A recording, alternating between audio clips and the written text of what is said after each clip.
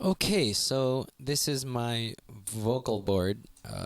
Pretty much, it is just the TC Helicon VoiceLive Play GTX with a Switch 3 foot switcher added on for extra control. Uh, and it is all on this board, so for easy setup and pack up. This was done again by JR of Just In Case, and the paneling power and the routing paneling done by Emil of Pedal Max.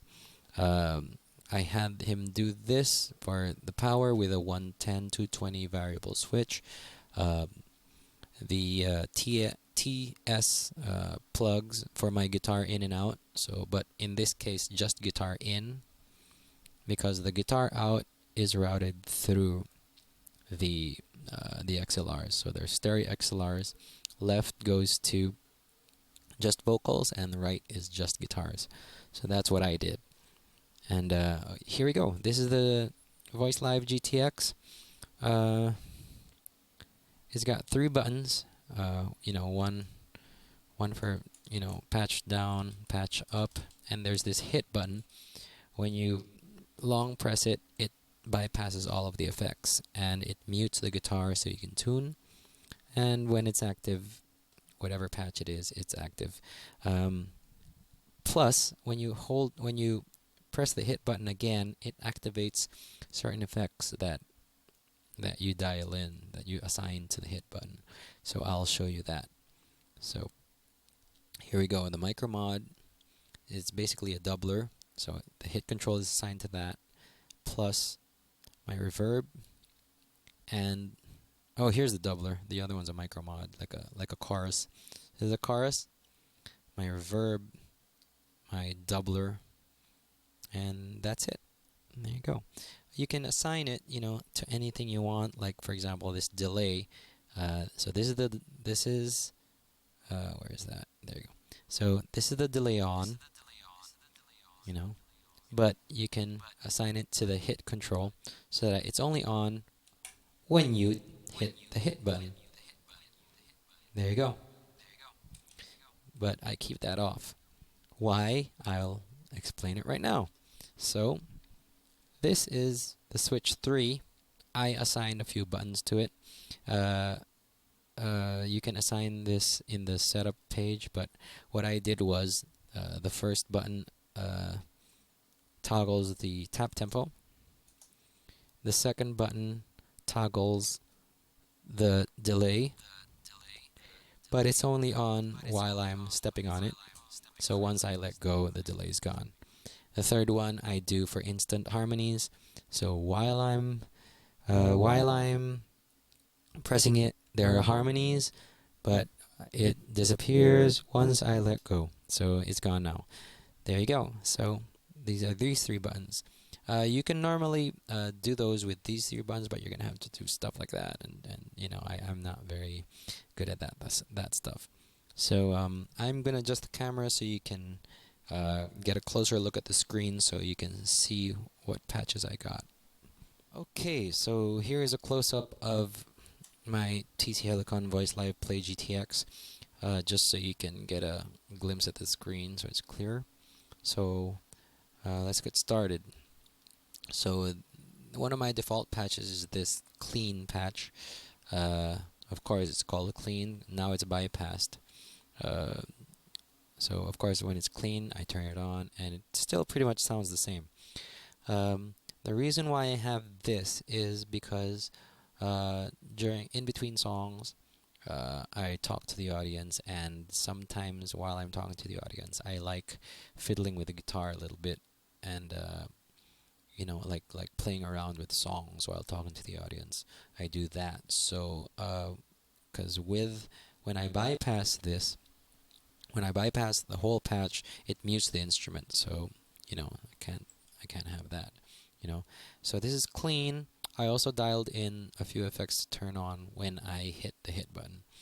So when I hit the hit button, it activates some reverb, some doubling, and some octaves, one below and one above, just to thicken the voice a little bit. And I also added some delays into the reverb, into the effect. So, just to add a little more dimension into it. And of course, I added some harmonies into it as well, that I can activate via the Switch 3. So, with this pedal, I pretty much have maybe, I think, four go-to patches that I arranged in groups so that I can get different types of harmonies into those groups, into those patches, I mean, sorry. So, clean, yeah, that's one of my go-tos. Second would be default. Default, pretty much is, as long as I'm singing, this is what I'm using. These are my settings. Um, it says plus high because it adds one harmony above the lead voice, and then default 2 harmony. That means it has a harmony above and a harmony below. And then default plus low means, of course, a harmony below. So this is the default patch, and when I hit this, it harmonizes instantly. You know. So, oh no, it's off.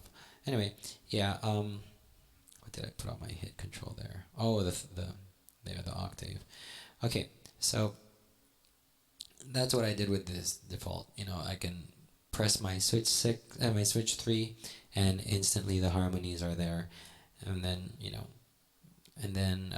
so this is when I'm singing like verses, and then when I want to get a little more dramatic, I turn on the hit button, and there's a thicker voice underneath me to just give it a little more drama. So that's the default group, default group. And then I have the default group with reverbs, so this is added reverb for a little more drama. So when I sing the slower songs, I have this extended reverb. So this is default plus high, default plus low, and that's it. That's all I need. And then I get to the backup group of patches. This is for when I'm singing backup to our guitarist, because he sings lead vocals as well. The difference between the backup patch and the default patch, the harmonies of the backup patch are louder so that they are even with my voice, so I'm one with the harmonies. In the default patch, the harmonies are subdued a little bit so that it's still